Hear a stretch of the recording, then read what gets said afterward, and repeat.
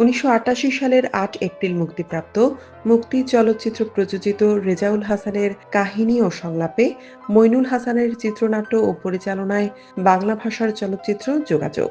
এটি একটি বাংলাদেশ ও পাকিস্তানের যৌথ প্রয়াসে নির্মিত নাট্যধর্মী ছবি। এতে পরিচালকের বিশেষ সহকারী ইদ্রিস ববি এবং প্রধান সহকারী পরিচালক ছিলেন ডেভিড।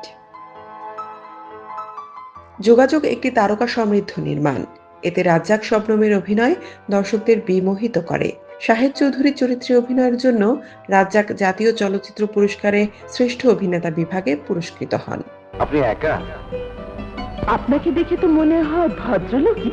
অন্যদিকে জাফর ইকবাল ও চম্পাও নিজেদের সেরা অভিনয় উপহার দিয়েছেন। শুধু অভিনয় নয়, এ চলচ্চিত্রে জাফর ইকবাল শিল্প নির্দেশনার দায়িত্বও পালন করেন। খল চরিত্রে রাজীব ও এটিএম শামসুজ্জামানের অনন্য অভিনয় চলচ্চিত্রটিকে ভিন্ন মাত্রা দিয়েছে। এ চলচ্চিত্রে প্রবীর মিত্র, সুনেত্রা, শওকত আকবর, নারায়ণ চক্রবর্তী, মায়া হাজারিকা, কায়েস ইদ্রিস সহ ছিলেন আরও অনেকে।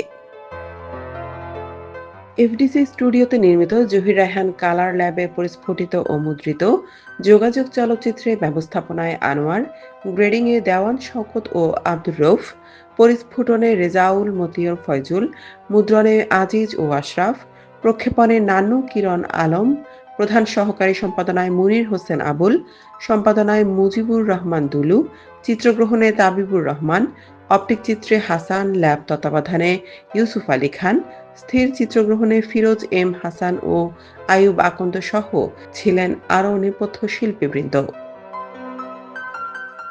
সমাজের বিশ্ব পরিবেশনায় যোগাযোগ চলচ্চিত্রে গীত রচনায় গাজী মাজহারুল আনোয়ার, আবহ সঙ্গীত পরিচালনায় ছিলেন রবিন ঘোষ। যোগাযোগে অনেকগুলো গান ব্যবহার করা হয়েছে।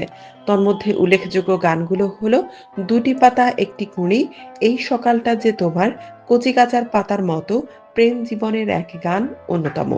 এসব গানে কণ্ঠ দেন সাবিনা ইয়াসমিন, সৈয়দ আব্দুল হাদী, এন্ড্রু কিশোর, কুমার বিশ্বজিৎ, শামীমা ইয়াসমিন দিবা ও রুনা লায়লা। এই চলচ্চিত্রে শ্রেষ্ঠ শব্দগ্রাহক বিভাগে মফিজুল হক ও সঙ্গীত পরিচালনার জন্য শ্রেষ্ঠ সঙ্গীত পরিচালক বিভাগে আলাউদ্দিন আলী উভয়ে জাতীয় চলচ্চিত্র পুরস্কার লাভ করেন। যোগাযোগ নির্মাণ করতে যেয়ে পরিচালক Bangladesh tea board, engineering institute সহ যাদের প্রতি কৃতজ্ঞতা স্বীকার করেছেন, তন্মধ্যে জনাব আলাউদ্দিন আল আজাদ ও বেগম শাহিদা জুলফিকার আজাদ অন্যতম।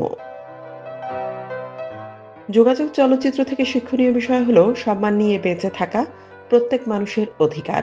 স্রোতে গা ভাসিয়ে আমরা চাইলে অপ্রিয়কে প্রিয় এর জায়গা দিতে পারি, তাতে সম্মান নেই।